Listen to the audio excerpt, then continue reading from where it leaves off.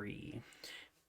If you're gonna make me laugh before I do this, welcome to the Poor Rikes. We are poor and we talk about it a lot.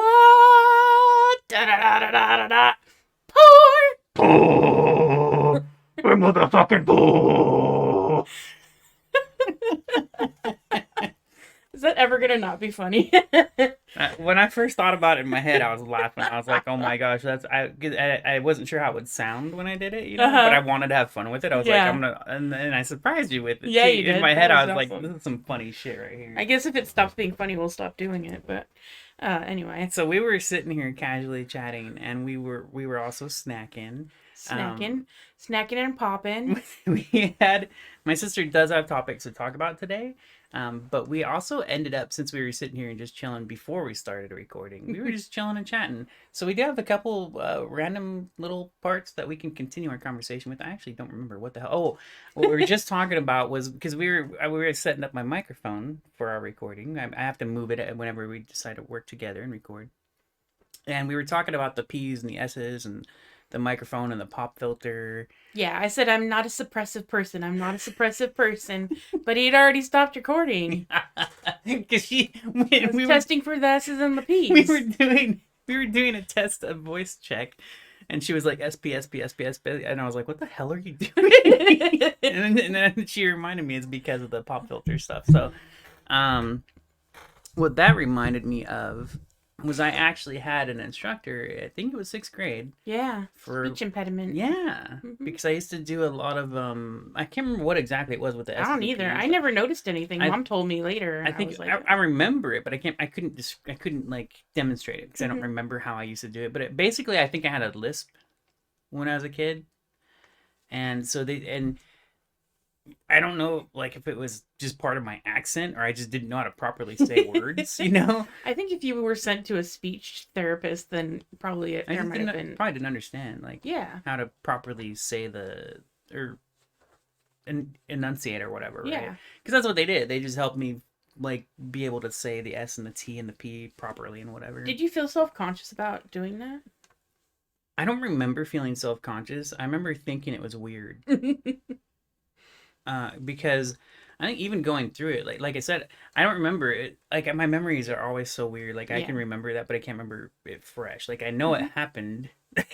But sometimes you have to, like, tell yourself the story and then, like, you remember details of it. Like, I never did that, though. You always apparently go over stories. Well, I never did. So I had always remembered, because we talked in a previous episode about face blindness and how I realized that I had face blindness.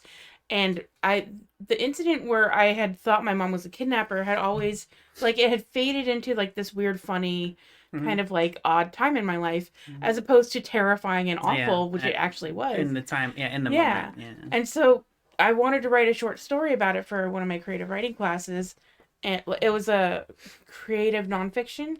And so I was like, okay, that's a good topic. So I started writing about it, and then I was remembering, like, that I was going to try to push you out the door first, or no, I was going out the door first so I could push you back in if I saw a white van with a kidnapper inside. What a trip, man. And then I'm just thinking about, like, and then I'll push him back inside and lock the door and then call 911. And, like, I'm doing all this in my head, and then while I'm writing this, the phone rings, and I'm just like, ah! Like, wow. Because it was so intense, and, like, I didn't remember it. When were you writing this? Let's see, 2011-ish. Quite a while ago. It was my last semester of GCC. I had an elective that I needed to take, and that one, it was like the third time so you could take creative writing 3 times for credit for an English degree, like an associate's degree. It seemed like you really liked that one. Yeah, I really liked my teacher. Her name was Angela Morales, and her specialty was creative nonfiction. So I'd never really had an appreciation or even a knowledge that it existed before. And then she was really good at it. She was very patient with me. I was such a know-it-all in that class. Well, you are a know-it-all. Yeah. That's because you're so damn smart. No, So just in case you're curious as a listener of what specific story she was referring to, we actually that was our we talked a lot about that in episode 4. Was that 4? Yeah, it was our most recent uploaded one. We still don't have Yeah. 5 up yet. So And we're recording 10. Just so you know, we're recording 10 and we have not uploaded episode 5 yet. yeah. So like for me, when I realized like what that memory had faded, and when I was actually going back and like trying to describe it, that was when I realized how scary it was. I really want to drink the beer. That's I'm fine. sorry. It's fine. Okay, sorry. So yeah. So you don't remember a lot of stuff, but if you like went over it in your head, you'd probably remember. Which I never details. did. You know what's funny? It's interesting to me. It's interesting. I think it's also just we approach things and think of things differently and whatever. Mm-hmm. Because I have never had to retell myself my story about my hand bleeding. I can picture the rock that literally I fell and tripped on and landed on. I can picture it. Yeah. It was a knife edge rock. It was round shape on the end, and then the rest of it was like a jagged knife edge. Like it was nuts, right? Like I think about it now, because that's not a normal rock. Yeah, yeah. You know, like how you leave laying around a children's playground. Yeah, it was definitely not a normal rock. It was a very irregular shaped rock. Like I don't know how it ended up that way, but because it was a rock. Yeah. It was literally a rock. And I can also picture our home. I can literally picture our home. I can walk around inside of it. Oh wow. Upstairs, downstairs. I can picture the snow. I can picture the driveway. I can picture the street down like 2 blocks. Wow. And that's on the spot. I can't. Literally I can't right now on the spot, on the Yeah. fly. And there's no stories I've ever had to tell myself. I can just picture it. I don't know why.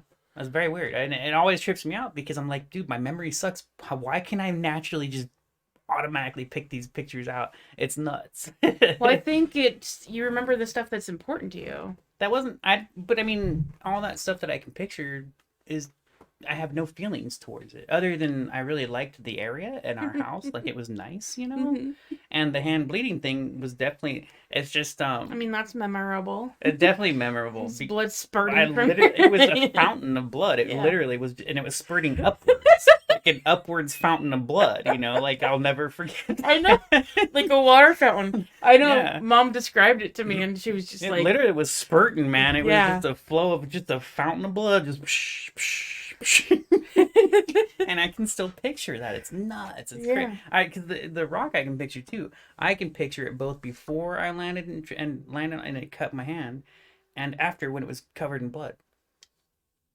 And I'm just like, how the fuck do I remember stuff like that? It's so like in my brain, it it's nuts. I mean, I have specific things that I can remember too, but it's blurry. Mm-hmm. Like I don't have a good visual memory. Mm-hmm. So I can't. Maybe that's why I tell myself the stories over and over, is because if I don't, then they just fade. Well, I mean, I think that's why I wonder, and I can't help but think that it's just a different approach and a different mentality, because I don't care to tell myself the story over and over again. Yeah. Well, I mean, I think spending a lot of time alone makes you a little introspective, and I always wanted to figure out. I think even before Bubba died, like I was always a little bit like inside my own head. And I mean, I am too, but my head is video games. I always wanted like a sense of control. Like I remember in kindergarten, we had the toys like in the little play area, and there was like a cash register and like I remember that actually. Yeah, like so the remember the little cash store. register, yeah. I always wanted to be the cashier, and dreams do come true, children. God, nightmares. Nightmares that you thought were dreams. I mean, when you're 5, being a cashier is very glamorous. You seem like you're in charge of the money. Oh yeah. Like you don't know the difference. Like I remember Bubba used to be obsessed with I don't remember this. Mom told me this. He used to be obsessed with money, so he had requested Mom to buy him a receipt book. So, like I remember. I think I've heard the story. Back in the 70s when we were infants. This is the early 80s actually. So they're instead of like computers and stuff, like you would write out a hand receipt. So on the top Oh yeah, I would be forgot the about that. copy for the Yeah, I customer, totally forgot about and then that. you'd have like the duplicates Yeah. underneath that like you get from pressing Mhm. it with a pen. They still And exist, but incredibly rarely. yeah, and Bubba demanded one of those, like, he, well, not demanded, he requested Yeah. frequently and vehemently for one of those receipt books because he felt like if he had one, then he'd be in charge of the money. Bubba is our dead brother, just as a reminder, in case you haven't heard a previous episode. Previously on the Poor Reich. Oh, I keep forgetting. I've actually thought about doing that on an episode. It'd be like previously on, like just as a joke kind of a thing, you know. Anyways. So, but I was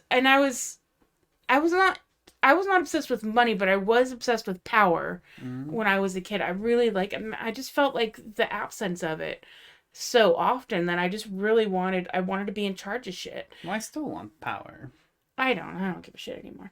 But well, I mean, I don't give a shit only because I can't give a shit.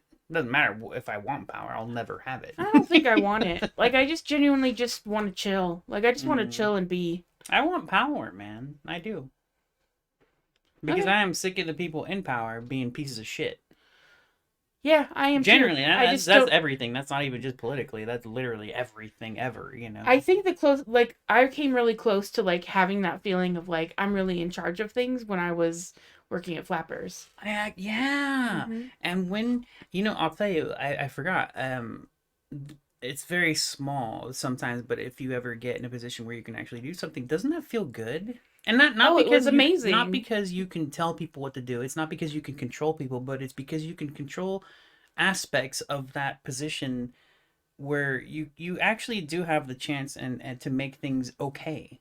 Yeah, or you think you do. Yeah, And then you think find out do. you're wrong. Yes.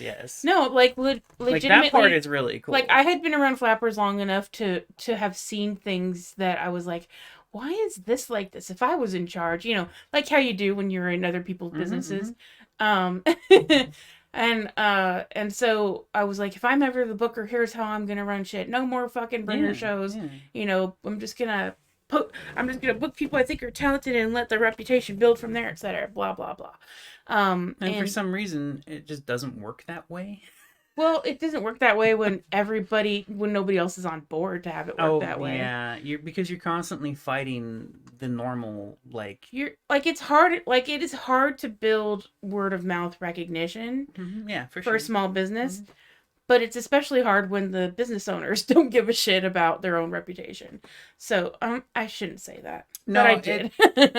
I mean, there's a whole lot that goes into that too. There's what that reminds me of? I can't remember the exact quote and I can't remember who said it, but basically, the older you get, the more you lose the fight, which is where, I'm at. That's So where I'm children are easier trained into being more strong for themselves. You have a sense of like what's fucked up, and you have the energy to try to fight it. I really wish I could remember what the quote is, but it's basically like that. Like, an older person will lose the fight; they'll be dead. You just can't bring them back to the fight, so you have to rely on the younger people. Yeah.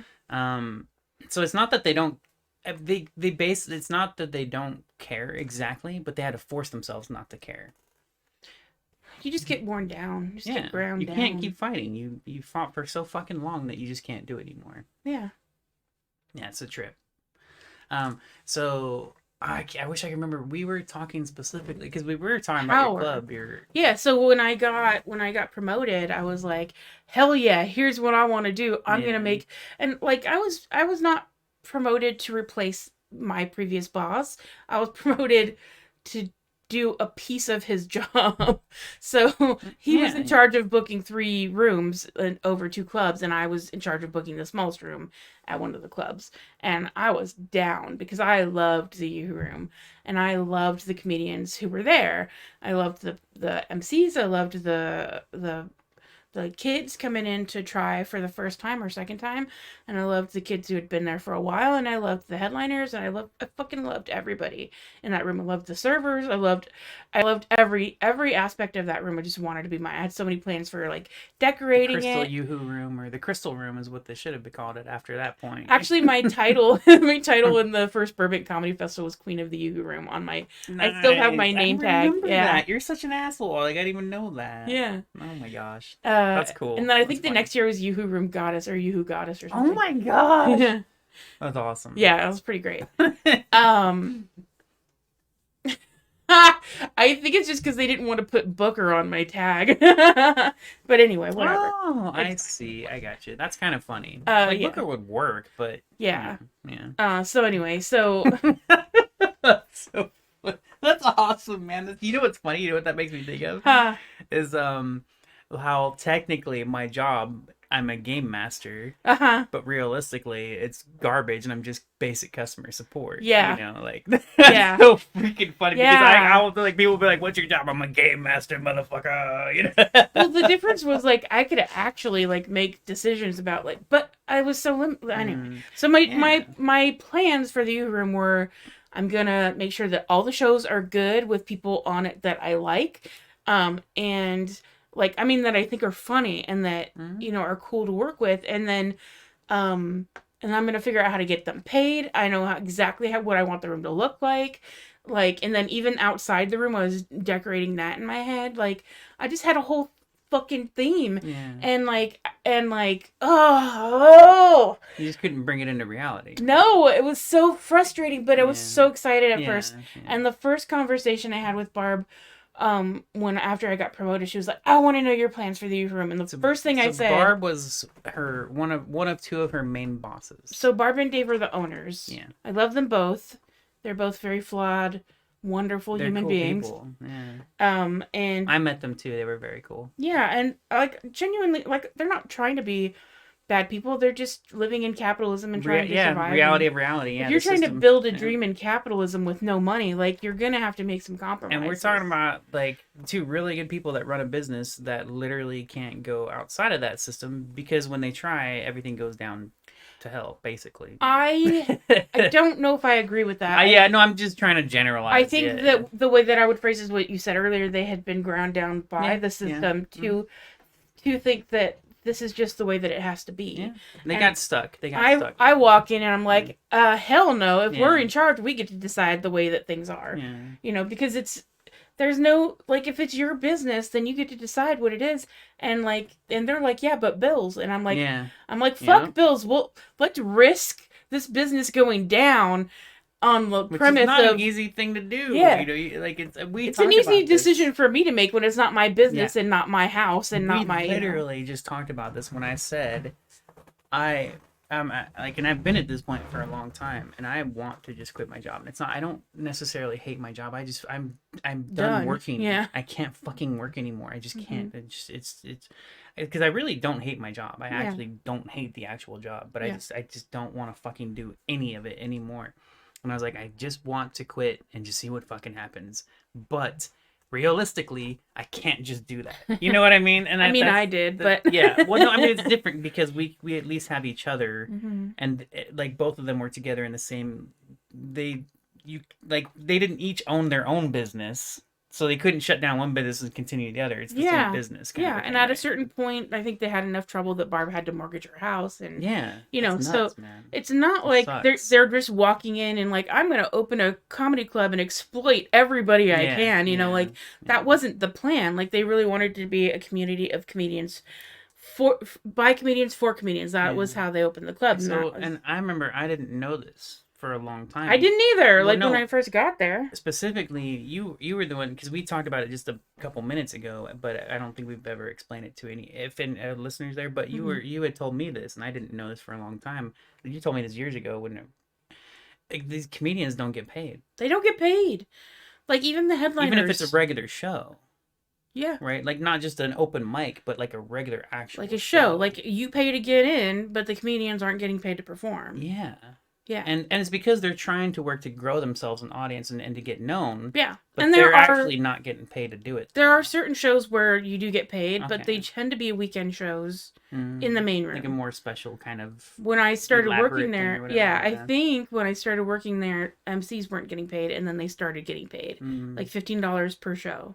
Which is nothing. Well, it's $60 a night. Well, sorry, $30 a night, $60 for the full weekend. Like if you're hosting the weekend show. Could you?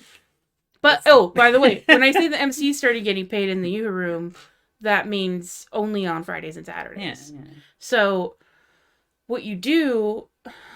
This is not a regular. You know, you're employed as you don't have an employer. This is a kind of a freelance job. Right? Yeah. So there is a difference there. Just to be clear, there is a difference. It's freelance work, but it still sucks. You know, right? Like it still sucks. Yeah. So, I mean, God, there's just so much that's so. It just is to me. It just doesn't make sense to the business model of like we're gonna ask people to promote their shows, come and work for free, like. And then act like we expect them to act like it's a real job, and that they need to be there on time, not on time, early. Early, yeah. We need them to promote their shows weeks ahead of time. We need to ask them to get people to come see them one way or another. We don't care how, and we're not going to pay them. And you know, here's the thing that's interesting about that to me, okay? Because I think especially early on.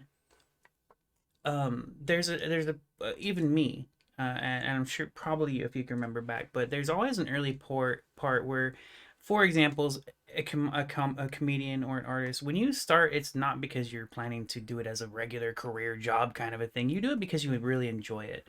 So in a small sense, I can understand that people would be willing to do that. Willing to do it for free because they just want to do it. Right? So the argument that I heard when I kept trying to fight to have the comedians get paid is comedians don't care about getting paid. Comedians, they just want the stage time. That's not true, but you can understand the argument as what we just went over. So when I had my final conversation with Dave about this before I quit, he said that to me, and I said, there's a difference between not caring and accepting that it's not going to happen. And so you're making a sacrifice for your art, understanding that it is a sacrifice. It doesn't mean that you don't care, you don't want to be paid, you don't want to have value. I think there's a bonus to that. I think there's 3 steps to that. I think there's the not caring, and then what was the other one you just said? It was it's not caring or accepting it. Yeah. There's also both of those, and also combined with appreciating it when it happens. Yeah. So if you don't expect it but you get it, it makes you even more enthusiastic about doing it, right? Yeah, but I mean, I remember because so when I started doing stand up, it wasn't to make money. Yeah. I legitimately this is my agoraphobic sister doing stand up. She literally did stand up and she's fucking hilarious. I am. But so the fact that she would not expect money makes a whole lot of sense because normally she wouldn't do that as a I wasn't planning on doing it for a career. I was going to do open mics for a couple of years and help get over my anxiety. My social anxiety. It was kind of self-help. That was it. Yeah. And one of the open mics was at Flappers where you could go and it's open auditions. Anybody can audition. If it's your first time ever doing stand-up, you get a cookie. It's like giving blood. Here's cookie and Band-Aid. Sacrifice your comedy virginity and get a cookie. Yeah. So... so I just thought that I would go, and I didn't understand how stuff was working. I was working there as an intern, but I didn't understand the behind the scenes stuff, like how you get booked and stuff like that. So I went in thinking, I'm just going to go practice. I'm going to use this as an open mic and let them see, because I didn't want to be doing stand up other places and then not there. Like I was ashamed of there, or like that I didn't appreciate the fact that they had given me a home basically at that point. Like that's what I felt like. Yeah. So you were very attached to these people because they're cool people. Yeah. So I did my first audition, which is up on my YouTube channel. And oh my God, it was forgot about rough. That. It's great. Yeah. It was yeah. No, as like I wouldn't look at it as a professional comedian, but as my sister, I fucking love it. Yeah. But yeah, I bought the tape. I bought the tape for $30. which is another racket, but they stopped Yep. doing that at a certain point. So, I not forgot about that too. only because they didn't want to pay a sound person. person to be there in That is case so somebody wanted to messed buy their up, tape. man. Yeah, I've completely forgot about that. That should definitely be something you just have for free because you did it. You know, that's your work. God. Yeah, that's crazy. Anyway, so I mean, I don't even necessarily agree with that. I say $10 is probably fair to buy a video because you're like an actual sensible price. yeah. You know, it's the same. Not Because you're paid for the labor of having somebody Yeah. record it, edit it, That I and send it to understand you. too, Yeah. because it's not the same, but it just reminds me of microtransactions in video games. Yeah. Where they're way overpriced by 1,000%. Yeah. Like 1,000%. Not even exaggerating. This shit should not cost nearly half that much. You know, Yeah. like not even at all. So anyway, okay. So so I had no intention of ever getting booked at Flappers, and that's not why I did the audition. I literally just wanted to show them I've been doing this. And then the one audition, like the first audition I decided to do, Dave and Richie were both out of town, and no. Dave was the owner, Richie was the booker at the time, and I was just like, the first time I decided to do this, like you're gone, and I was like, should I wait? And I was like, no. So I did it in front of Barb and her assistant. Oh, why am I blanking on her name? She was so nice. I feel like such an asshole right now, but she was very It's been nice. a while though. We're Facebook friends, and I'm just blanking on her name. I know her name, I'm just blanking on it. Shelly. Okay. So I did it in front of Barb and Shelly, and Shelly was very sweet. She laughed at, I think, one thing that I said. It's probably very funny. And then Barb called out first timer when I get up there. I was like, actually, it's my third time. Because Well, you know- I had done 2 open mics before that. You know what's funny about that to me is I imagine that it was probably funnier. I mean, I'm only guessing that. I think you're a funny person, and I've Yes. said this throughout all our lives. You always make me laugh. And Really? oh yeah, we're always laughing at each other and shit. True. But we also, you know, we're very close. We recognize each other in a lot of certain ways. You know, there's still stuff we're still learning about each other. But something I knew when I first, like, even I knew this. I knew that I loved your show. Like, I loved it. But I recognize that a big part of that is because I know you. Yeah. You know, like, I imagine it would be different for a stranger. Yeah. You know, like. Although I was, like, I think Flappers is sorry. I shouldn't say that. Goodwill was the place where I realized that there was something likable about me. Like, we were just listening Wow. to parts. We were trying to figure out the title for a different episode. And so we were listening to parts, and then one of the parts you skipped to was me talking about how I always thought there was something infinitely hateable about me. Which is nuts to me. That's so horrible. That Well, is so what horrible. was beat into me when I was Yeah. young, so whatever. So So whatever. We both have the same kind of attitude and mentality to shit like that, right? We're like, whatever, fuck it, it's normal. like, you can't cry every time you think about how horrible your childhood was. Yeah. Otherwise, you'd spend no time like Well, I mean, doing it's not anything even that. It's just it's become so normalized. Yeah. You know, anyways, But so when I finally when I decided that I wasn't going to be agoraphobic anymore, and I went out and got a job, I got a job at Goodwill, and I was a cashier, and I really genuinely wanted people to like me, and I really genuinely wanted people to be happy with my service. But I found that the times that people liked me the most was when I just fucking relaxed and just said what I thought off the cuff. I remember like multiple times where I'd just be ringing somebody up and I would just say something without thinking about it 1st, which was very rare for me at the time. No, this is how my sister is. It's not rare for me. I will constantly say what's off the top of my head. I mean, I will That's now. actually my problem. I mean, that's what this whole podcast is. Yeah. Like, I'm at that point now, but I was not then. Yeah. And but the times when I would do that, people would just say, "I love you." Like, Yeah. it was, and like People I'm it wasn't people regulars. like honesty, man. It would be people I'd never spoken Yeah. to before because I was like, oh, if you're in from out of town, I'm never going to see you again. I can just relax, you know? So I would just like say something, and like multiple times people would just say, I love you after like less than a 5-minute conversation, just because like I was just being me. Just being you. Exactly. Yeah. Yeah. And so that was the first time I was introduced to the concept that maybe I'm not infinitely hateable. Not at all. Not even the By tiniest the larger bit. world. It's your own. It's. We both have this. It's a self-hate. It's literally not to do with other people. It's a self-hating thing. It's a taught self-hating thing. You're taught to That hate yourself. we can go, But- that works too. But so Flappers was where I really like kind of came into that where I had so many people like me, and I was Yeah. at the point because Mom had been dead for about 3 years when I first got there. It was like just Wait, before. was she? Oh, that's right. Yeah, I forgot. just before the third anniversary. Like they opened the September that of 2010, and Mom died I October don't know 2010. why I forgot that was after Mom died. Yeah. So the reason my sister even ended up in this place in the first place, from what I can remember off the, from my seeing it as an observer and hearing about it, was you. This was after our mom died, which I forgot about until just now. No, she's But been dead for a while. yeah, no. I mean, when you first started going, oh my gosh, when you first started going to this comedy club called Flappers, she originally went there as a hangout spot. You went there and you would read books on your laptop, right? I was trying to write books. You were yeah. writing and reading. You were just chilling. It was So, just a chill spot to go to and what hang had out. happened was I was suicidally depressed after my mom died, and I had been in school, and so I had financial aid. So I had saved up about $8,000, and so yeah, that's why I was able to not work and still pay the bills for. I'm so over long. here shocked as fuck that my sister had $8,000. You didn't and notice that I had continued no to pay rent damn after. idea.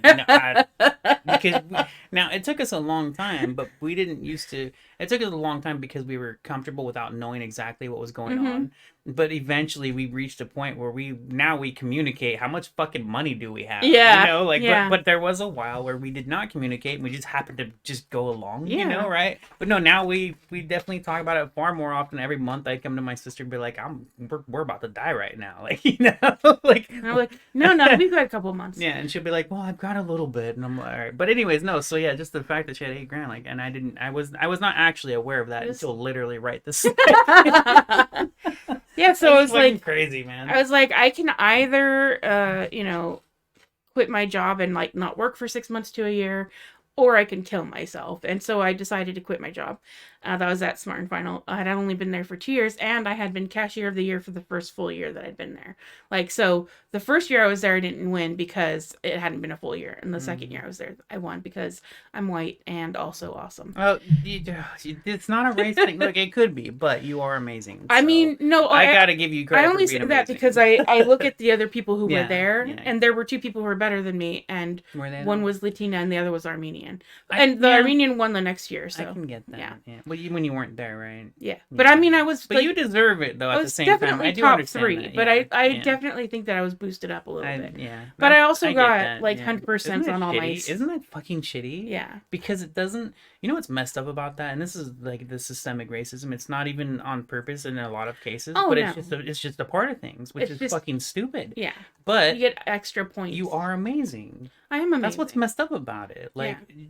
But you can also recognize the fact that, well, I might not have fucking been first if it wasn't for being white. I was top 3. Isn't that so screwed up? But I won first place. I hate this fucking world, man. But Govney won it the next year, and she deserved it. That's like cool. I felt like she deserved it when I won it. And all right. Yeah. And so anyway, and it's not like brown people didn't win at the store. It was just like no. Yeah, no, I know what you mean. Yeah, it really is that default. It's a default system. Yeah, it really is. It's just this passive fucking thing, which is dumb and shouldn't exist, but it really is there. But to be fair, I did get 100% on my no, I know shoppers. Like I know, like every time. I forgot about that. Yeah. Every single secret shopper, every single one. Because I always did what I was supposed to do, and then they would complain that I was too slow. 100%. And the reason I was too slow is because I was doing it properly. Yeah. And if they that's what's funny about that. They would complain you're too slow and still give you 100%. Like how they No. The shopper wouldn't complain I was too slow. Like okay. The managers. Like, you're so great, just work a little bit faster. Yeah. But part of the job is you are not allowed to let that customer leave without going around the counter and putting something in their basket to make sure the basket is empty. Yeah. Isn't that some funny stuff? So many customers tried to stop me so many times, and I had to get sneaky when I could tell that they were going to be like that. Yeah. So I would just stupid. I would act like oh my gosh, dude. I would wait for their attention to be like turned, and then I would walk around the counter and they'd be like, oh, I could have done that. And I didn't want to tell them I have to do it because I have to make sure card is empty Yeah. because, That's whatever. messed up, And then man. Dave said he remembered me from working at Smart and Final. And he said, and you never checked the bottom of my cart. And I was like, that was Ashley. That was Ashley. That was not me. I Some other checked fat every character, time. other fat person in the... Yes. People used to ask us if we were twins all the time. And it used to drive her That is nuts. so funny. And it made me laugh because it offended her so much. So I used to tell them yes. Well, no, it makes...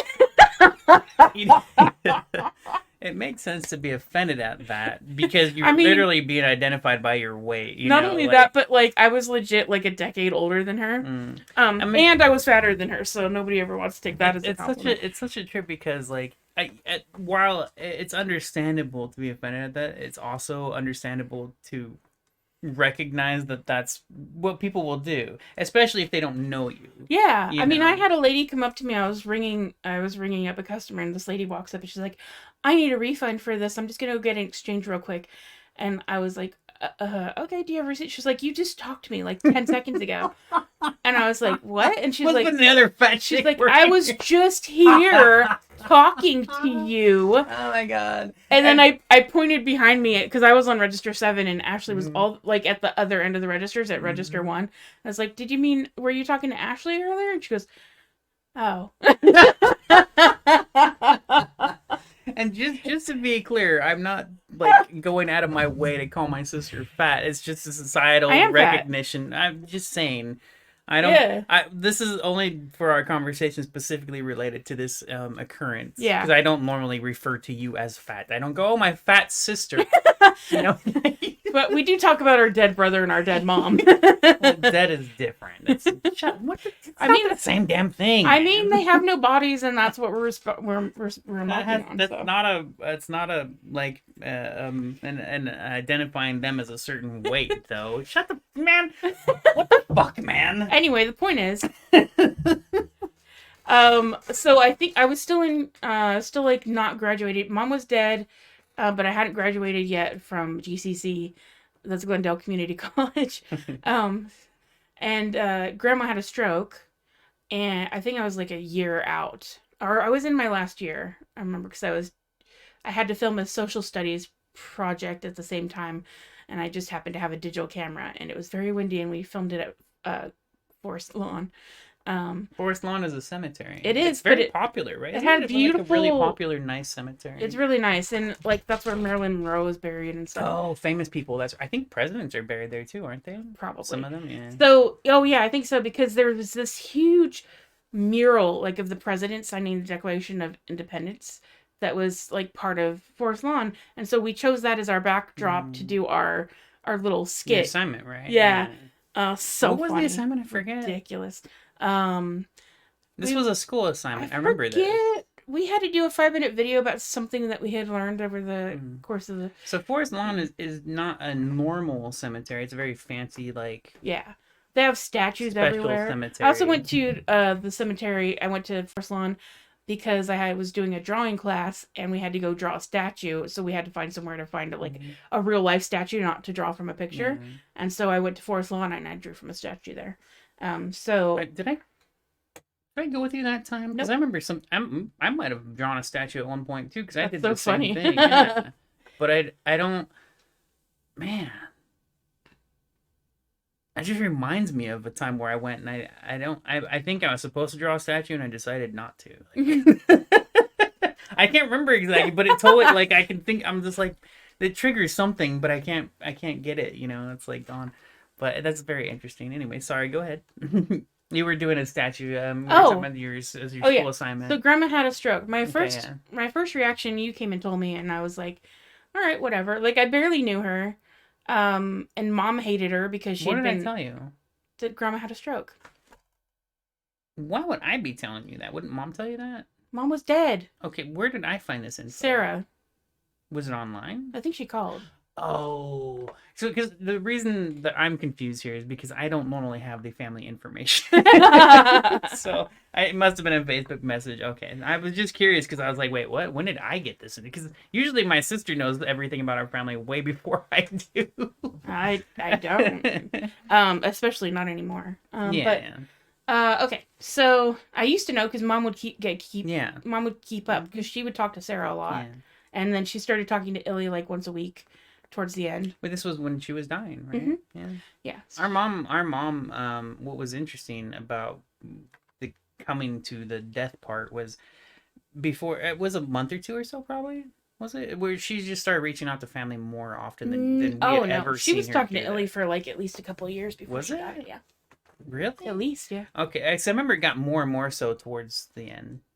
Like she just Oh, was far more open to relatives at that time. I don't think so. Really? She was That's what open I to saw. I mean, again, this is different she observations was from open to us. Illy and Okay. Sarah. That was it. All She right. still hated Kenny. She still hated Myra. Myra never And hears this. this is as an observer, not our actual mom's thoughts, right? Oh no, it's specifically what she told me. Oh, she see, and as remember, we've talked about this before. Well, You and were I shouldn't say you she had hated more, them. She was yeah, still had a lot yeah, of bitter feelings towards them. yes, And then anger, yeah. after Robert like robbed Grandma, Our grace. What? How much did he steal from? it's her fault for naming him Rob. That's what I say. Oh my god, that's so funny, dude. Mom finally got mad at Robert because he had always been like her favorite sibling. Yeah.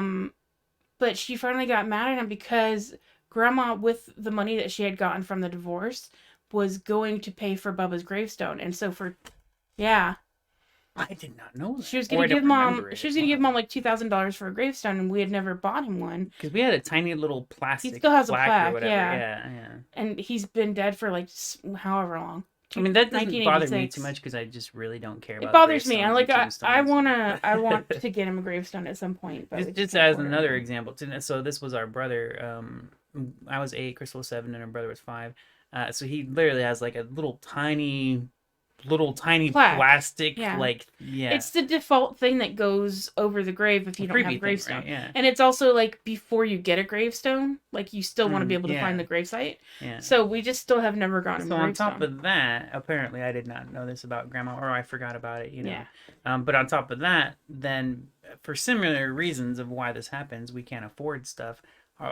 We cremated our mom. We have her ashes in our house because we just could not afford anything real. But again, That was the cheapest. for me personally. It was still $900. And that was paid for by family. Yeah. We did not pay for that, though. Fortunately and thankfully to our. We could have afforded it at the time because of my financial aid, but it was nice to not have to pay for it. Yeah, no, it was an offer, and that was very cool, very very cool. Well, I mean, I'll never forget it was paid for by an aunt. Well, it was Illy paid for it on the day, but Grandpa reimbursed her. Oh, did he really? Mm-hmm. Well, I'm still grateful for that. But it was nice that Illy was there. Honestly, she was a very calming presence. Mm-hmm. Illy is so unflappable. She's just like I didn't know how to describe her. Yeah. Right? Because I've always wanted to know her more just because of the way she is. She's just so like chill, man. Like not chill. I shouldn't say chill because she's I would not call like her non-existent. She just kind of. She just kind of stands back behind everything, but she's also known to be there. You know what I mean? I'm just like, I don't. She has a presence. Yeah, but she doesn't yeah. make it. She doesn't make it obvious that she likes to stand back and watch a lot, not in a creepy. It made me want to know her more. Yeah, it really did. I mean, I was so impressed with her when we lived with her. I was just like, cause she was just this tall. I mean, I was a kid, so everybody was tall, Yeah. but. She's still taller than me, but she was just this tall, like dynamo, just like busting around the house, cleaning, cooking, and then just like off to work and just like wearing these like cool clothes because they're like work clothes. Like she just always smelled good. And she always had makeup, and she was like. I forgot about that actually. She was just like impressive. I was the more I wanted to know her was during Mom's death. Oh, it was just because, like I said, the way she was there but not there. Yeah, and I was like, she just I want to know this woman. Like, Yeah. that's so cool. Like, how can you be there and not be there at the same time? Like, practice. It was very cool. I was like, damn. So yeah, she just seemed tired to me by the time she got older. But yeah, I mean, she probably that was makes tired. sense too.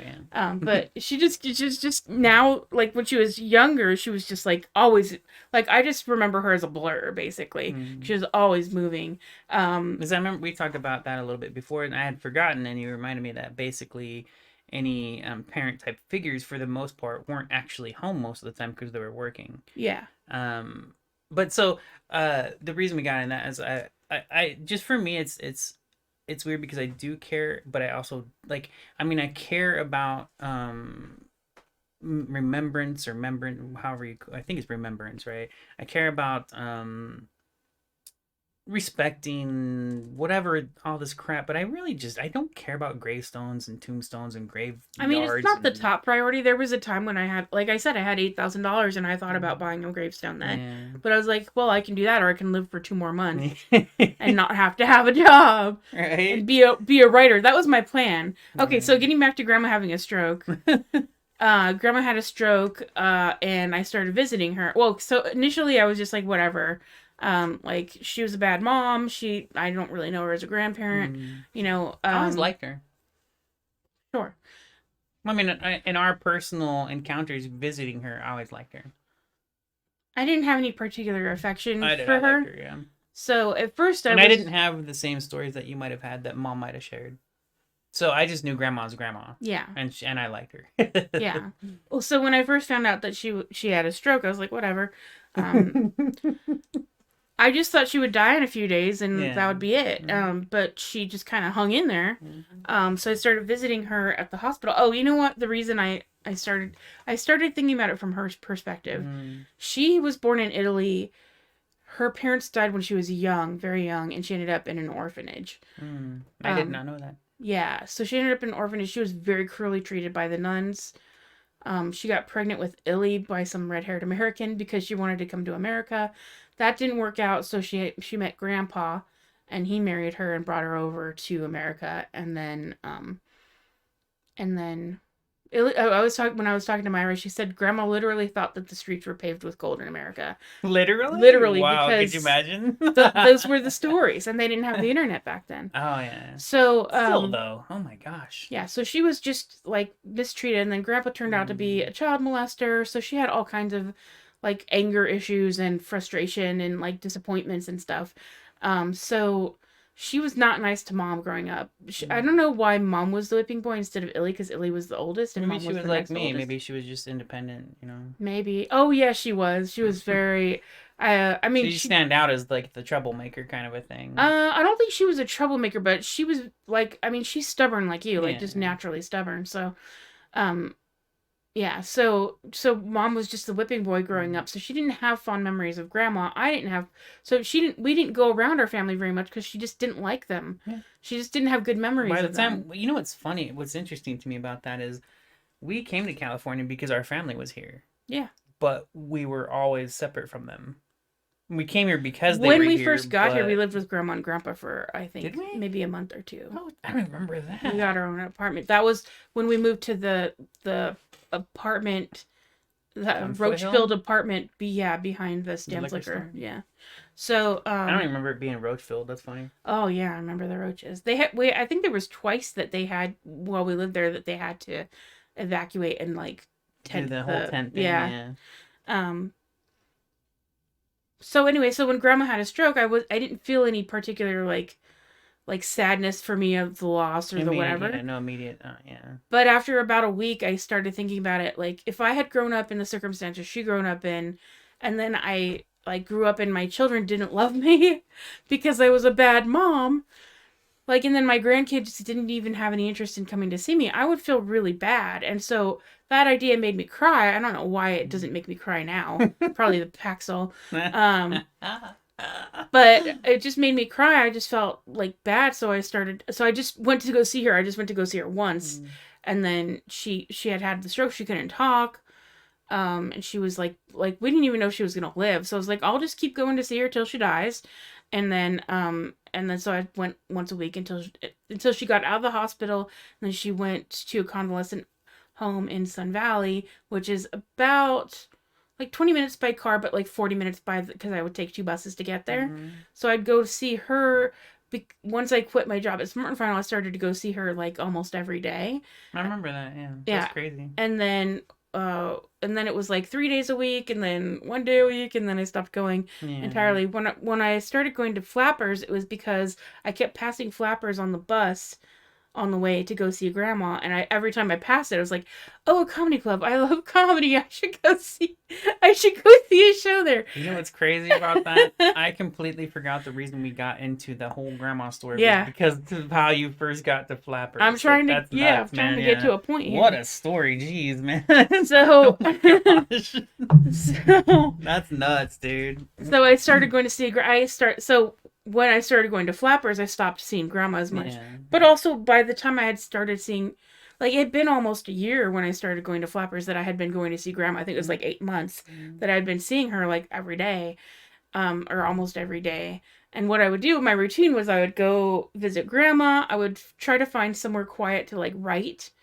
And then I'd try to write if I was with her, if she was, like, falling asleep or whatever, because I had a little laptop with me. And then I would try to find somewhere to just, like, hang out and write, because I was at home, and you would just be screaming at your computer just randomly. And No, not my computer, my PS4. I think I was playing Rocket League a lot more often back then. And it's just you like, remember I just recorded that podcast. You were chilling and hanging out. Yeah. I was talking about bad teammates. That was what I was screaming at that whole fucking time. So I'll just be sitting in my room trying to write and, like, chill and, like, be creative, and then all of a sudden I'd hear. Wow. Just so you know, she leaned far away from the mic, so hopefully it wasn't that bad. But yeah, and it wasn't just roaring, it'd be massive profanity. And There'd be profanity, but just the scary part was the, like, Godzilla roar. I would scream, yeah. So I was like, I just need to not be here if I'm going to try to be creative, because I can't relax like that. And I'm so sorry for that. It's okay. But you know what's funny about that to me is, this was maybe a year ago or so, up to a year ago, but my sister, we were talking about this at one point, and she was like, because we were talking about how I get mad and cuss at people and stuff like that. And so the funny thing to me about this, because I didn't know this about what my sister thought, was she was like, I can't remember how we were talking. I might have even been during a podcast, and you were saying, you were like, the way you talk to some people, oh my gosh, you know. And I was like, oh, I said that your Twitch streamers know how you are. Oh. And you were like, oh, I don't share that with them. Yeah, no, that is not live. And that's not to my teammates live either. If I'm screaming about teammates when I'm playing with them, it's not on a mic. Like, it's literally to myself in my own room. Oh, I assumed that you were just screaming at people. No, that's so I didn't know that about you. I remember that's what you explained to me a while back. Like I said, it might have been a year ago, but I thought it was so funny. No, it was like literally like a week ago. Because I was like, no, like, I'm cussing at these players, but it's literally only to myself. God, oh my gosh, no, I know I'm evil, dude. I am basically Satan when I'm screaming at my teammates. It makes more sense to know that you weren't screaming at actual people. That's nice to know. I would scream out, like, really, I would slit your throats. I would kill your mother. You know. What was really funny is that we had neighbors at the time with very young children, and Jeremy's room is the closest to theirs. That's actually, you know, what's funny. What's really, so my sister didn't know, but it's a part of it. It's a big part of why I leave my windows shut. It's a big part of it, and even that's not enough. No, it's not. Like, yeah. That's a big reason why. Sometimes I'd be coming home and I would hear you, and I'd be like, "Oh, Jeremy's here." No, they could probably hear me a block away. Probably, yeah. Yeah. So anyway, I started. That's my multiplayer fun. Yeah. Just so you know. I just started being out. I just started being out with my laptop. I am so sorry though. You know what's messed up about that is, it of course was not. It was. I mean, I have anger issues, you know, which is a big part of it, but it was never on purpose. You know, I never intentionally was trying to bother my sister. I know. These are outbursts. I've seen multiple TikToks. Outbursts. I've seen multiple TikToks where somebody's like, "What it's like to have a gamer brother," and it's the same exact thing. And I'm just like, so relatable. I gotta see those. You never shared them with me. Oh, really? So yeah, we'll watch those later. They're funny. Okay. So literally, what I just did is just like, this is like they'll just be on their phone, and then from the other room, what? All right, that's kind of a relief. I'm so glad I'm not alone. Well, even Maria, psycho, man, I am a psycho. When Maria was here, she was like, "What are you playing? I play too." No, that was Maria. No, that was the dude. Remember the dude that transitioned and became a French person? Oh yeah, that was who that was. They were like, "I play Final Fantasy. I could recognize a gamer became a when French I can person. hear one." Well, you remember became a French, but yeah, I didn't know how to say it. I was like, whatever. You were. You were the one that told me they were talking in French at one point, right? Like, no. So it's this Armenian person who had moved in next door and was presenting as male, and then at some point when they first moved was in. transitioning, and like I had run into her at the laundromat before she transitioned. She's like, "Hi, I'm your neighbor," and I was like, "Oh, okay." And then she was like, "Just so you know, I'm transitioning," and I was like, "Oh, okay, cool." And then the next time I saw her, she was like, "Hello." She was dressed female and presenting female, but also she was speaking with a French accent, and I was just like, "I understand transitioning." No, I think that's From male to female, but why did you transition into a French person? I kind of was gonna say like I think that's cool, and because and this is my mentality of where we're still at. I'm not gonna get into that, but I do. I mean, it kind of I completely understand wanting to start over new. I understood That's, too. I so I get thought it. that was interesting. That was just the first time I'd ever seen it was, anybody do that. it's not Like, normal. So you're usually like, you just change your gender, not your accent. Yeah, so no, I Oh actually my god, that that was was actually so my funny. favorite part about that. Even though it is funny as a natural like first time hearing about it kind of thing or whatever, encountering it. It is funny because you're like, wait, what? But I really do. I actually fully understand wanting to start over and just being a completely different person. I completely, Like, I completely understand. Yeah. I did say yeah. Anyways, um, Anyway, so I was just out. I was out all the yeah. time, and I was always trying to find somewhere quiet to write because, like, going like to a restaurant during the middle of the day or whatever, it's not really quiet. Um, but the first time I went to Flappers, it was just to check it out. Like, I was like, if I'm gonna come see a show here, I'm just gonna go inside and see what it's like inside first. When I happened to walk inside, they were open because they were doing an open mic. Um, and so, oh, and the other reason was because they were open for lunch for like about 6 months, and that 6 months was the time that I went in there. It said now open for lunch on a sign outside, and I was like, okay, if they're now open for lunch, that means they're probably not too busy during lunchtime. So I'll just go hang out, and it'll be dark and quiet, and I'll just get to write my book. Be a real writer. She's an amazing writer. Yeah. So I'll never not be able to compliment her because it's just a natural thing, whatever. So yeah, so I just the first time I went in there, they were doing an open mic, and I just kind of sat in the back and watched, and just was like so fucking impressed with just the whole thing. Like, I didn't realize they had just opened like in 2010. Like, everything felt lived in because they'd bought a lot of used stuff. It was a 20s themed place, so they had like, and also they were working on a budget, so everything was secondhand. Everything just felt lived in, and it just was very cozy. Even though the theme was black and red, and I hated black and red because our high school colors was black and red. It's funny because that's also why I hate it, but I can't help but like black and red. It looks really good.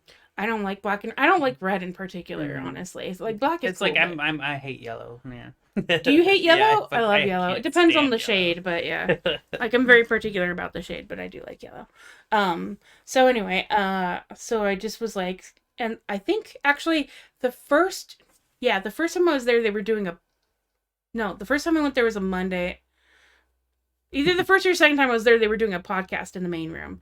And I just was like, I was just sitting in there writing, because there was nobody in there, and I was just like, I'm just gonna chill in here because there's nobody in here. And then they came in and did a podcast while I was sitting there, and I was like, okay. And then afterwards I went up to Barb and was like, it's okay that I sat in? She was like, oh sure, are you a comedian? I was like, no. She's like, okay, well, cool. And so when I went outside of the podcast, they were doing an open mic, and so I just sat in and watched the open mic, and then I just kind of made that my routine. I'd go visit grandma, try to find, I'd go to Flappers because they were open for lunch, try to work on my novel, mostly just fart around. And then it became just a chill place to hang out. Yeah, well, I mean, I was always trying to write the book, Yeah. and I actually got to like 78,000 words on one story, and like I think like 90,000 words on another story, but neither of them is publishable or like cohesive stories at all. Though you said, I could be mistaking stories, but didn't you say you had a lot of plans you were going to go back and kind of touch them up?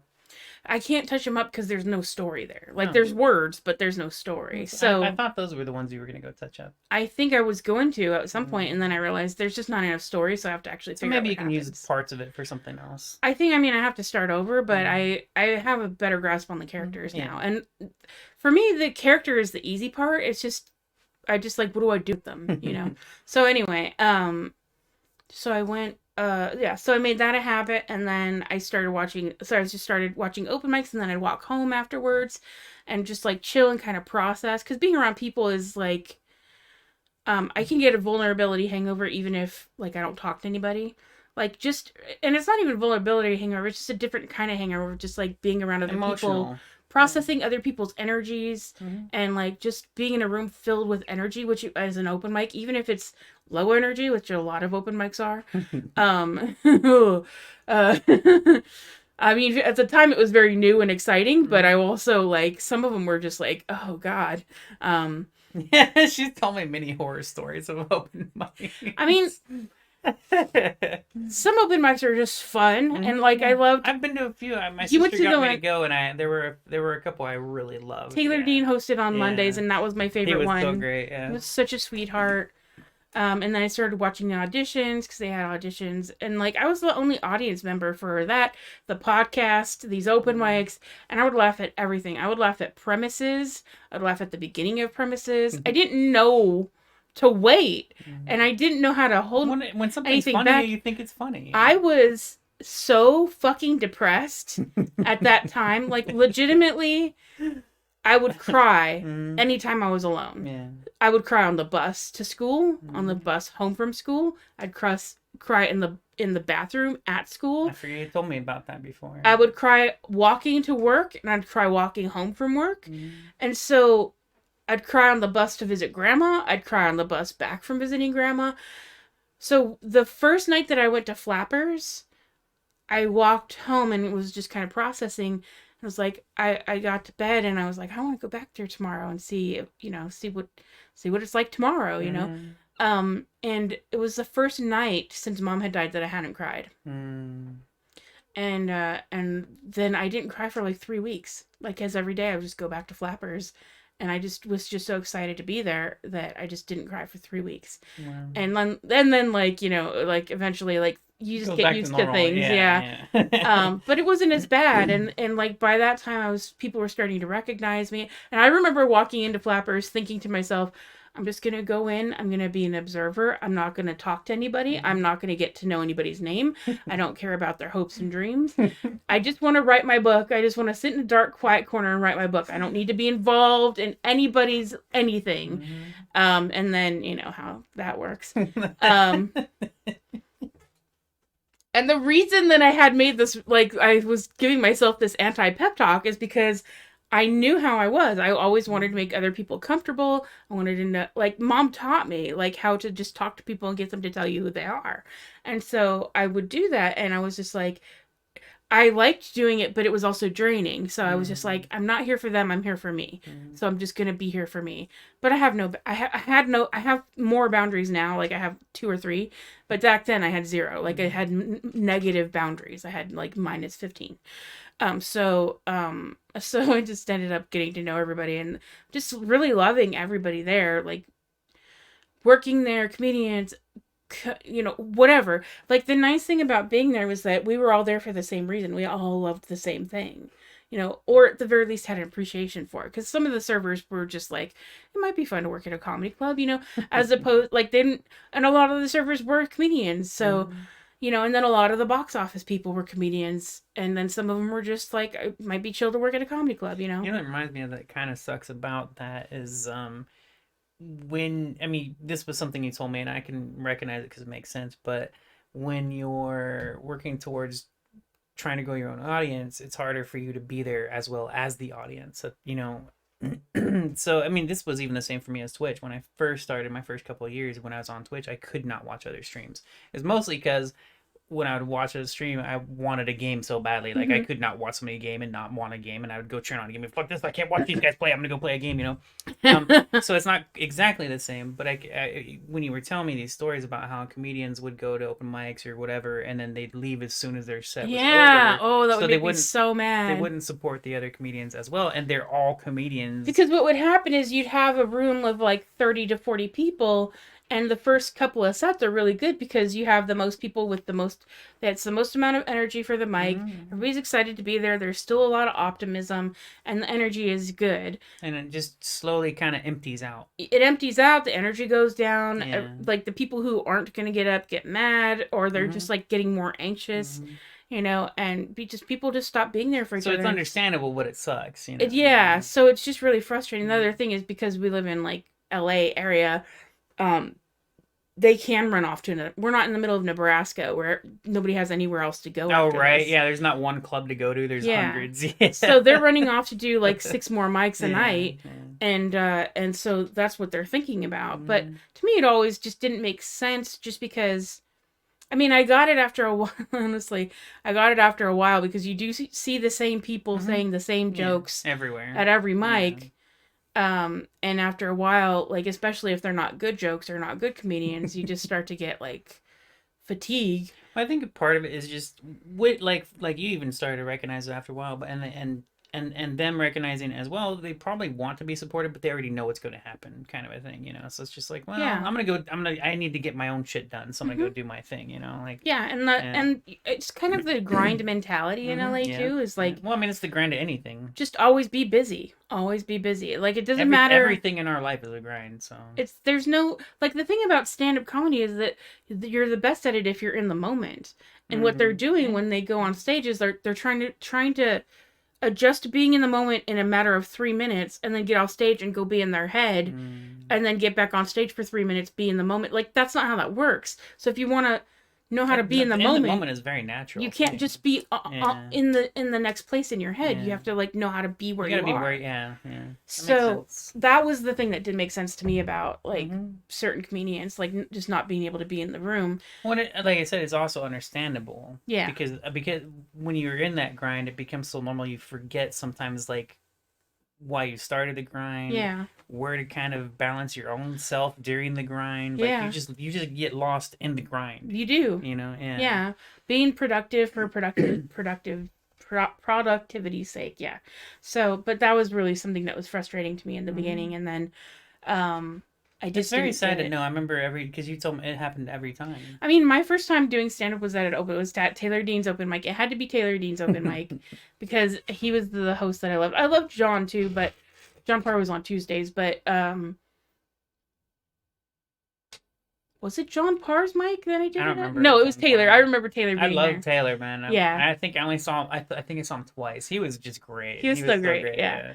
So I did. By the time I got up, I was I think second to last person. There were 7 people in the room. One of them was the bartender. One of them was Taylor. One of them was Madeline, and the other, one of them was me, and the other 3 were sitting at the bar at the far end of the bar. Yeah. So, oh god, and like it's just a very long room. That particular open mic is in it's at a bar, and it's like just a long narrow room, and you're at one end and then everybody else is at the other end. It was so fucking awkward. Like, I had 5 minutes of material. I did it in 3 minutes because I was too nervous to pause for breath, and I couldn't pause for laughter because there wasn't any. Yeah. And then afterwards, Madeline said to me, that was really great. You were so good. I'm so proud of you. And all you need to do next time to get people to laugh is just be funnier. Fucking Madeline, dude. Oh my god, just be funnier. Oh jeez. Yeah, or just be funny. Just be happy. Just be funny. I remember that, but also so funny. Yeah. Anyway, I can totally see Madeline's. And she was so sincere and just so sweet about it. Like it was just. She meant well, but what a stupid thing. Oh my god. It was funny in my head. Oh my gosh. But anyway, so doing it to dead silence was like so uncomfortable. So the second time I did stand up, it was at a Mouthy Pants open mic, hosted by Whitney Melton and why am I blanking on her name? I love her. Fuck. Kim Crawl. And that was the most fun mic like in LA. Like just the vibe. There were so many people there. It was an 8-hour mic. Wow. So, holy crap. Yeah. So no matter how late you went up, like some people would they want to stay the whole time. And then there was a bar, and then there was a separate room for the mic. So So there was always people. There's like 80 people show up to this mic, and so like at least 40 people are in the room at Oh any wow, given time. that's cool. And some people come later because they're like getting off work or whatever, or they're Mm-hmm. coming from another mic. So there's always people in the room, and it was just so fun. And those were the ones that I went to with like the and Cherie. So Mm. my second time doing stand up was with the and Cherie, and and Just so so you know, just the is actually the name of a person. Literally, his name is the. yeah. Oh my gosh, that's so funny. I'll never forget the first time you ever told me. I was like, huh? People always assume his name is Doug. Okay, so continues. That is just, I have wanted to clarify that because Yeah. that is funny. Yeah. Yeah. So it with the and Cherie, and it was just the most fun. And I remember when I got up and I said my first joke, and I was like, "Oh, please laugh. That was supposed to be funny." And then everybody laughed, and then I did it for my second joke, and it wasn't the same payoff. So I just did the rest of my set. It was more natural the first time. Well, Right? no, it was just because they were reacting, but I was just like, you can't beg for laughter at the end of every joke. Yeah, Otherwise, that's not a good comedian. And I already knew that. I was just so fucking like nervous and Yeah. desperate. Like, so yeah. And I actually have a picture of me at that mic, like holding up a fake cigarette because I was doing an impression of Mom. You did an impression of Mom? I did an impression of Mom. Oh my god. I asked Mom what attracted her to Dad. And she used to be a smoker, so she'd tell me stories. Hardcore. Yeah. Oh my gosh. What is it, up to 5 packs a day? It was, I don't It think was a 5 lot. packs. Like, at least 2 though. At least 2, yeah. But anyway, so she was. She did quit before she, like a year or two before she died. Oh no, a decade. Was it a decade? Yeah. Holy crap! See, that's why time is so weird. I cannot track it at all, man. I can't track it. Yeah. So yeah. So you did an impression of Mom, like because what? one time I had asked her what initially, like I know he turned out to be a bad person, but what Oh, yeah. initially attracted you to Dad? Mhm. And she was like nothing, and I was like, what do you mean nothing? She was like, what do you mean? And I was. What the hell, dude? And I was like, oh my gosh. Well, you got together with him and had 3 babies with him. Like there must have been a reason you were with him. And she was like, oh. Yeah, he was okay. He was shorter than me. What?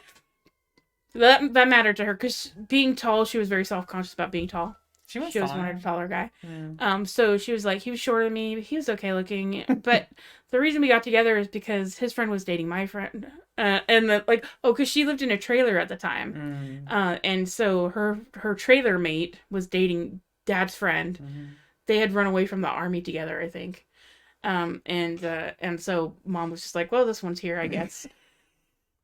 And then that kind of makes sense because sometimes you just end up with people you're around. Yeah. Yeah. So I mean, I can. And she didn't think she could get pregnant for reasons that we won't go into right now. Okay. But that's an interesting one on me. New to me, people. New to me. All right. But so she got pregnant with you, and then Dad was like, "Well, I'm not gonna." I think the laws in Ohio at the time were if you weren't married to the mother, you had to adopt your children.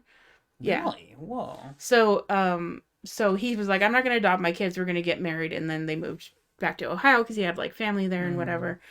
And how did we get on this topic? Oh, I was doing an impression of Mom talking about how not interested she was in Dad. I forgot. That's so funny. That is some interesting stuff. Yeah. I don't even know that stuff. I love that story. It just made me laugh so hard. Right, so the impersonation. So I have a picture of me like holding my fingers like a cigarette at that mic. But that was the most fun mic. So anyway, so the whole point of like us talking about this was I was not doing stand-up because I wanted it to be a career, although I definitely had fantasies of like stadiums full of people just screaming and everything I said, cool. you know. Yeah.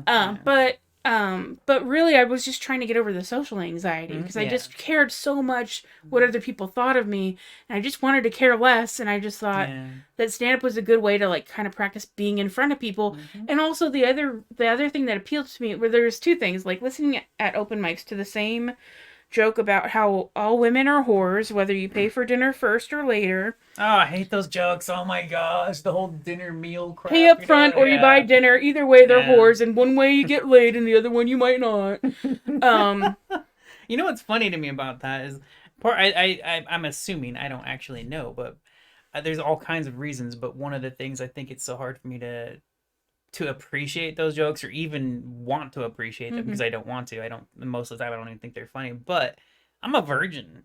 Oh, I am not used to dating, I don't date. So even if I wanted to think they're funny, like it's impossible for me to think they're funny, you know what I hashtag mean? Like unrelatable. pretty much. Yeah. I mean, and honestly, like your mindset would still have to be like I'd still have to be an asshole, I would think, right? you'd still have to Well, think that women are whores one misogynistic way or or whatever. another. Yeah. Yeah. I remember one time you were like, "I can't have a girlfriend because I don't have any money," and I was like, Bro, I mean, this "Excuse is the me." truth, though, and I didn't mean like I couldn't afford an actual girlfriend. I can't afford actively Courting going out. someone. Yeah. Yeah. I didn't mean like pay for her like she's a hooker or something. No. I know. But after It's like hearing living like I can't live in a home without paying fucking rent. Yeah. Like that's what I mean. Like, not the same thing, but no, yeah, I know. no, I did. I understand I'm where bad you're at coming from. I analogies, just yeah. remember being irritated by that at the time. I forgot about that Mm-hmm. because I remember having that conversation and I thought to me it made sense, like because I was just saying I can't afford a date basically, but I didn't mean that I can't afford the girl herself, Yeah. like I'm not buying the girl, Yeah. That's so funny, man. Oh, like I'm sorry, I know that is funny though. Yeah. But anyway, like so. But just hearing the same misogynistic bullshit over and over. And by the way, this was not everybody. I wouldn't even say it was like the majority, but it starts to feel like it after Yeah. you've When heard you've it so from much multiple all the people, time, yeah. at least 2 or 3 people out of 30 people at every single mic you Every go time, to. yeah. It gets to be exhausting to hear that. I mean, and sometimes I just wanted to be on stage because I was like, a female voice needs to be in this room right now. And there are plenty of them, of course. You know who I No, still there's love. not. Well, I just mean, it's the ratio thing, right? But there are women out there.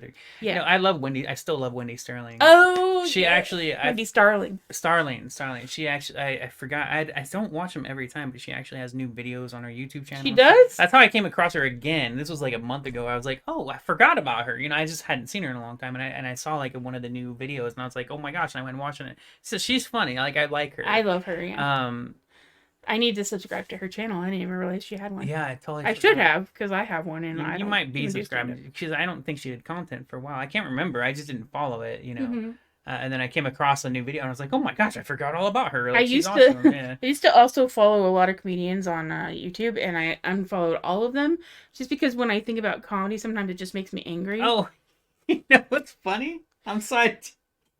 You unfollowed them because you were clearing it out, right? Kind of. I was just like, oh yeah, I was unsubscribing and then I unfollowed everybody I know on Facebook. Yes. And so I only see the people posting in like the creative groups that I'm in. That's what reminded me because about a week ago, Dark Alchemy mentioned, he said, I think your sister unfriended me on Facebook. Oh no, I didn't. Yeah, no. So I don't know for sure, but I told him, I said, I was laughing so hard in my head and here just in my chair because I had forgotten. I remembered it was like a year or two ago, probably it could have been even a few years ago. But I remember you told me you cleared out your friends list. What's his real name? Like type in his real name. It's Jay. J-A-Y. Oh, I'm still friends. Jay Juris? Yes. I'm still friends with him, I think. Like you might poke him or something. I don't know. But he's like, I think your sister unfriended me. And I thought it was so funny because I guess I did. Because I forgot until he said that. I might have assumed he was a comedian. I told him, I said she just basically wiped her friends list out, like I didn't, but I started unfriending a lot of like I names remember that I didn't that recognize. when you first told me you were like, I'm just clearing out my friends list, and I thought it was so funny. But I also understood it, like I was like, all right. So when Dark Alchemy told me that, I thought it was so funny that he was one of the people that you just happened to have cleared out, And obviously that will happen when you're not constantly interacting. Well, and also his name is Dark, not Jay. Yeah. No, for sure. Yeah. We think of him as Dark Alchemy, not Jay. Yeah. No, so that's pretty damn funny, man. Sorry, Dark. I just sent you a friend request.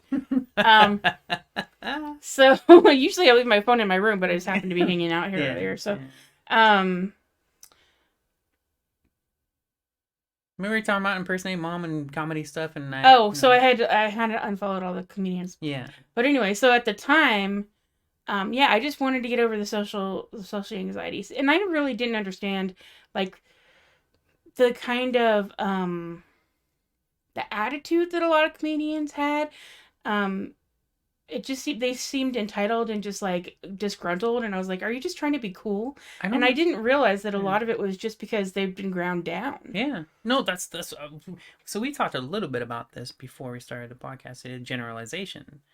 And Oh. you reminded me of how like I can't help it. It's the way I grew up. It's most of my experience, specifically as a child though.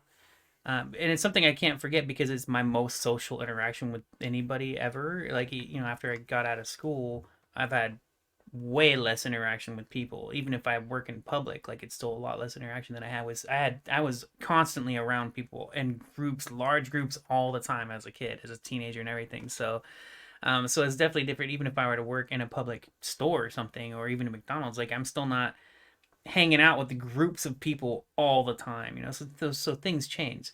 So my memory though, I'll never forget, because I grew up like this. I grew up around women, and my family was women. Everybody, and my sister, my mom, basically for the most part. And then in school, it ended up this way. Most of my friends, the ones that I liked and I actually went out of my way to spend more time with, were girls. They were all female. And when I did end up hanging out with guys, they were usually assholes, and just not always in a bully type way, but Yeah. just generally just egotistical, like macho, whatever kind of stuff. Posturing. I I mean, you had some like decent. I've had plenty of good friends. Yeah. And I could name a whole bunch of them, but just like they're. I mean, actually, I don't want to name them now in case they ever listen. But because I don't want to like specifically point out people and they'll be like, "What about me?" uh, I'll name the ones I liked. that would be different, yeah. But I mean, there were people that stood out in comparison to the typical male type of attitude, Yeah. right? Because we were specifically talking about generalization, and I was saying, you know what? While it does suck, it also makes sense. Even stereotypes, if you're gonna generalize, they do make sense. There's a reason they exist. Yeah, it's good as a it doesn't mean you should generalization. use it, Yeah, but you just can't use it as a rule. Like you yeah, can't just because you're an 18-year-old male, your first time on stage, you're going to talk about your penis. Like 95% yeah. of you will. That's why you But can there's generalize. the other 5%. Yeah. I always was so happy when somebody would So come to funny, man. auditions and it was like their first time. They were a guy doing their first time and they didn't talk about their dicks. I was just like, thank you for talking about your family and anything else. Oh my God. Well, so this is where the other generalization we were talking about comes in terms of comedy is like there's the two kinds of reasons that you start doing stand-up. One is either because you know that you want to be in front of people talking and you just don't know what to say yet. You don't know what you want to say. You're still trying when you start out to figure out what they want to hear or what they want you to talk about, and then after a certain point you realize, it's about what I want to talk about, and then they're going to relate to that. And then you have the people who know what they want to talk about, and they may not necessarily have the desire to be on a stage in front of other people, but they just need a platform to say what they think. And so that was me. That was the reason I started doing it. Is like I had a lot of anger and grief to work through, and I didn't feel comfortable talking to people in the world about it because when I would try to, I was always end up like just feeling not understood, not listened to, and then preached at about how you just need to get over it and whatever. And I just wanted to be like, I don't want to fucking get over it. I need to fucking find a way to live with it. Like you can't get like. It's like saying, like, oh, you're still sad about your dead mom? I'm like, well, she's still fucking dead, isn't she? Well, it reminds me of, I won't ever forget, there's a couple times when I told our mom to just get over it, literally, over our brother's death. Yeah. There was a couple times, I think I was a teenager, but I was just upset. I was so mad. And I can't remember, I'm just dumb, but I remember telling her, just get over it. And I will never forget that. I'll never forget that. I'm like, I think back to it. I'm like, oh my gosh, what a dumb idiot I was. And that's just part of mistakes and lessons learned and that kind of thing. Well, like loss hit you differently as a kid than it does as an adult. It's also, I mean, I think specifically when I would say something like that, it was just more out of anger than actual Oh, expecting her to get out of it. normal thoughts or whatever. It's just I think I was just mad. So what I would like to do right now is either maybe finish this up and if you have a finish for this specific story, or we could take a break because I do want to take a break and we could put a little bit of music on for a minute or two. How long have you been going? A minute and 20 minutes. An hour and 20 minutes? Yeah, or a minute and minute and 20 seconds? It feels like longer. a minute and 20 minutes, you know. Oh my gosh, I need to pee really bad. This happens to my brain when I gotta go to the bathroom. Let's end it and then we can come back and do it. So what I was curious is if you had like a wrap up kind of a thing. We didn't even this wasn't even a conversation we actually planned out or even as a topic. We just ended up talking about it, you know. Which is cool, yeah. No, I think we're good for right now. Okay. Yeah, we can come back and. Because I want to come back in a couple minutes if you want to. So I was wondering if you wanted to take a break or just kind of chill on this one and end it off like a. Oh, yeah, let's just end this. Oh, let me do the outro song. All right, do you want to say anything else? Thank you very much for listening. We mostly just talked about the comedy club, and I can't remember how we got into it, but it was cool, though. Like, it was cool. Yeah. All right, and thank you for listening, Dark. If you're there, answer my Facebook friend request.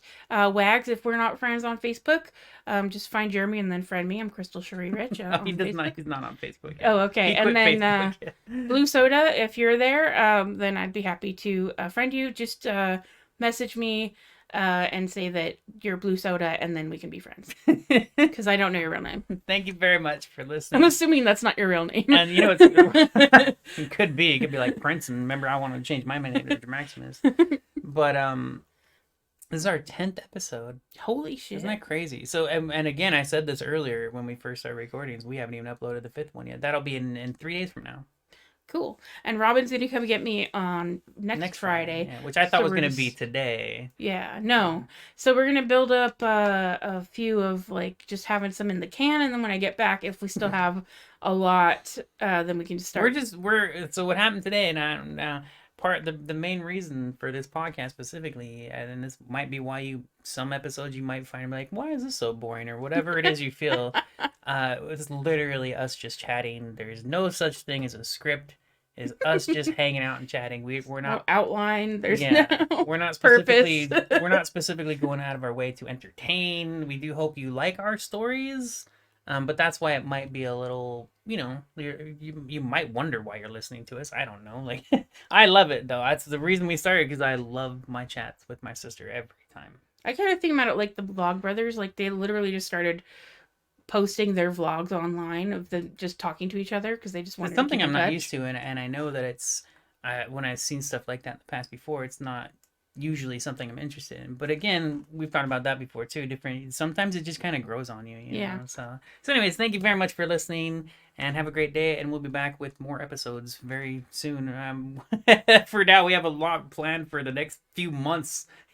But, so we'll see if we end up doing maybe 2 a month or oh yeah, when I get back from Robin's, we'll decide how many episodes we might end up doing more podcasts weekly instead of it just depends. Except if nobody's listening, it doesn't matter anyway. Well, just letting you know that it's possible because we're chatting more often, and the reason for that is we have the motivation and incentive to share our stories and I guess it's to talk more often than we usually would without this podcast. Yeah. So thank you very, very much for spending time with us and hearing us out and all that kind of stuff. And we'll do our super cool new theme song.